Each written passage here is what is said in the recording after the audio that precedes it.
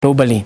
Speaking on the sidelines of the United Nations Environment Assembly, UNEA in Nairobi, United Nations Environment Program's Deputy Executive Director Ibrahim Thaw says while many governments have changed laws to combat illegal wildlife trafficking, only the small man in the chain has been arrested while the big businessmen continue to walk free.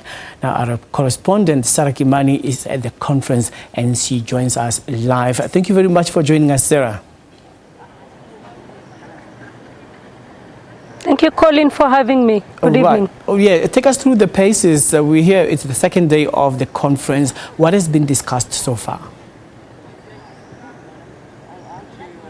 Well, today the discussions have centered around illegal trade in wildlife and wildlife products. There was also a session on air pollution and the fact that there is need for countries to deal more on pollution and having clean air. So with the UN releasing a report that is saying at least 2.4 billion people worldwide are affected by air pollution. And in Africa, they're talking about cooking stoves being one of the areas that African governments need to. They're asking governments to look in terms of providing better stoves, especially for rural households that are affected by pollution. All right. One other issue that continues to plague the African continent is the drought that we even have been experiencing here in South Africa. Was there anything touched on that matter? Well, the conference runs for a week, and one of the sessions will also be talking about climate change. It will discuss issues of how countries can adapt to climate change, what developed countries can do to help developing countries adapt to climate change. There is also the Paris Agreement that was passed and adopted last year. Countries will be looking to see how they speak about issues of climate change, about how they reduce greenhouse gas emissions in order to reduce global warming. Issues of drought in the Southern African region, a lot of rain that is being experienced in the East African region and the Horn of Africa region will also be discussed, and that is what is called the El Niño phenomena. All that will be discussed, and countries will be seeking solutions, and they'll probably pass policies by the end of the conference on how to move forward before the next UNEA, which will be held in 2 years' time. Right. Now, just before you go, Sarah, we were talking about, the emphasis on not targeting only the small men on the street with regards to crime of, activities of wildlife, targeting the kingpins. Actually, while addressing these issues, what were they saying about organized crime, the involvement of Interpol and the United Nations in addressing this issue at high executive level?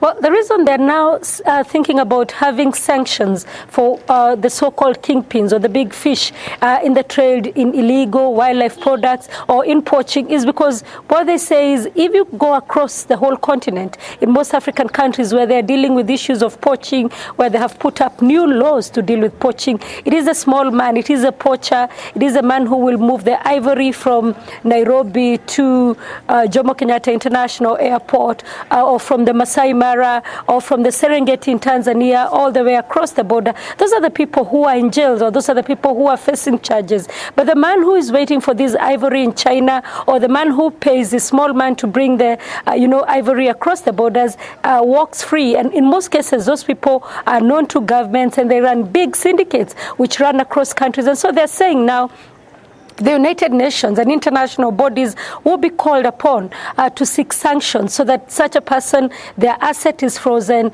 they cannot be able to travel across borders, and they can also not be able to trade, saying that is one of the ways that they'll be able to hamper trade in illegal wildlife products and probably save the African elephant and the rhino. All right, just behind you, I can see a very peaceful and green environment. But yesterday when we were talking, there was pandemonium, the police beating up people and tear gas all over the place. Can you just bring us up to speed now? What is the latest and what has been resolved? Well, Today we are at the United Nations headquarters, quite different from where we were yesterday in Nairobi. We are just giving you an update. The Kenyan government now admitting that 3 people have actually been killed from those protests, and 28 police officers were injured in various towns across the country in Western Kenya were to be airlifted to Nairobi today for treatment. Back at the conference, we expect resolutions on climate change. We'll also expect resolutions on wildlife trade in illegal wildlife and wildlife products, because that is one of the main issues that African nations are pushing for, and also ahead of the CITES summit that is going to be held in Johannesburg, South Africa in September this year. We also expect them to bring up issues like the report that they raised today on issues of air quality, something that the UNEA here is dealing with, producing equipment that can help governments be able to track air quality in their countries, so that when they're developing policies, then they will know what they're dealing with. But the conference has just started. Today is the second day. There's still a long way ahead. So we will be briefing the audience as we go.